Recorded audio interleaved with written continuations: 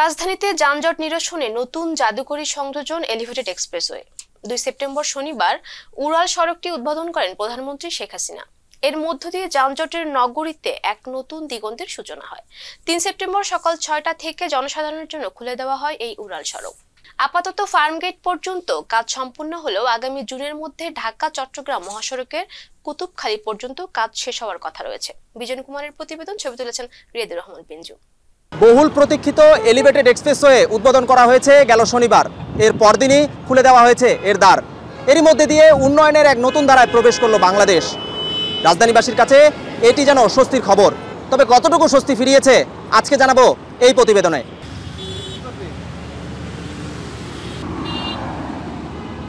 ব্যস্ততার শহর রাজধানী ঢাকা। এই শহরে চোখের পলকে পলকে মেলে গাড়ির বহর। সেই গাড়িতেই আবার বসে থাকতে হয় ঘন্টার পর ঘন্টা। গন্তব্যে পৌঁছাতে দেরি, ভোগান্তি আর বিরতিহীন চলার পথে বাধা, সব মিলিয়ে যানজটে নাকাল নগরবাসী। তবে এবার এসেছে বিরতিহীন চলার সময়। খুলে দেওয়া হয়েছে এলিভেটেড এক্সপ্রেসওয়ে। এতে কিছুটা স্বস্তিতে নগরবাসী। এটা নতুন একটা আবির্ভাব এবং এটা দেশের একটা উন্নয়ন। এই জন্য আমাদের খুবই ভালো লাগতেছে যে আমরা শর্ট টাইমে আমরা সব জায়গায় পৌঁছতে পারবো। যানজট অনেকটা কম হয়েছে। যেখানে আপনার 2.5 ঘন্টা লাগে সেখানে আপনার 11 মিনিটে যাওয়া যাচ্ছে। তাহলে এটা অনেক ভালো না? পুরো পথটা বিমানবন্দর থেকে শুরু হয়ে কুড়িল, বনানী, মহাখালী, তেজগাঁও, মগবাজার, কমলাপুর, সায়দাবাদ এবং যাত্রাবাড়ি হয়ে শেষ হবে ঢাকা চট্টগ্রাম মহাসড়কের কুতুবখালী এলাকায়। এই পুরো পথের দৈর্ঘ্য 46.73 কিলোমিটার। তবে বর্তমানে খুলে দেওয়া হয়েছে বিমানবন্দর থেকে ফার্মগেট অংশ।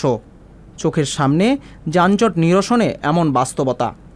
এই গন্তব্যটুকুও যেন কম নয় নগরবাসীর কাছে। আমরা এয়ারপোর্টের যাত্রী নিয়ে অনেক ভোগান্তি হইতো এবং কি রাস্তার মাঝখানে যাত্রী অনেকে দৌড়ে নেমে গেছে জ্যামের কারণে, ফ্লাইট মিস করার কারণে। এখন এক্সপ্রেসওয়ে হওয়াতে এখন মোটামুটি বেশ সুবিধাজনক এবং অনেক দ্রুতভাবে চলে যাওয়া যায়। ঢাকা শহরের সব জায়গায় যদিও জ্যাম, তবু যদি আমরা একটা সাইড থেকে চিন্তা করি, এয়ারপোর্ট থেকে ফার্মগেট যেতে আমাদের নর্মালি যেখানে আধা ঘন্টা 40 মিনিট মিনিমাম সময় লাগতো, সেখানে আমরা এই এক্সপ্রেসওয়ে হওয়ার পরে কিন্তু 10 মিনিটের মধ্যেই দেখা গেল যে ফার্মগেটে চলে যাচ্ছি। তো এক্ষেত্রে প্রতিনিয়তই আমরা যারা বিভিন্ন অফিসে চাকরি করি, আমাদের যে সময় লসটা হতো এখন আমরা হয়তোবা সামান্য যে টোল নির্ধারণ করা হয়েছে, এই টোলের বিনিময়ে আমরা হয়তোবা খুব দ্রুততম সময়ের মধ্যে ফার্মগেটে যেয়ে পৌঁছাতে পারবো। প্রজ্ঞাপন অনুযায়ী এই পথে চলবে 4 শ্রেণীর যানবাহন, চলবে না 3 চাকার যান আর সাইকেল, হাঁটতে পারবে না পথচারীরা। এমন অবস্থায় নিয়মতান্ত্রিক ব্যবস্থার কথা বলছেন নগরবাসী আর আক্ষেপ করছেন মোটরসাইকেল চালকরা। এটা যদি চালু থাকতো তাহলে আমগো লাগে 1.5 ঘন্টা যাইতে, এটা যদি চালু থাকতো আমগো অল্প সময়ের ভিতরে আমরা আইয়ে পড়তে পারতাম। এটাই তো বেশি সমস্যা ভাই। সবাই অধিকার আছে, আমগো তো অধিকার আছে এটার ভিতরে উঠোনের ভাই।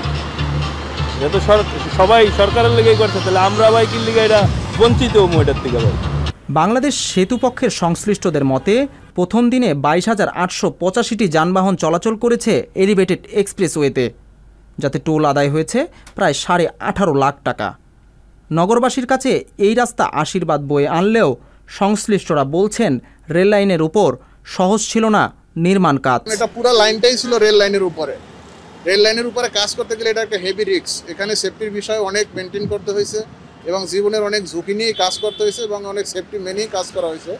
কিন্তু পুরা উত্তরা থেকে কাওলা থেকে শুরু করে যেটা একেবারে কমলাপুর পর্যন্ত, এটা পুরোটাই একটা রিস্ক এরিয়া, পুরোটাই রিস্ক।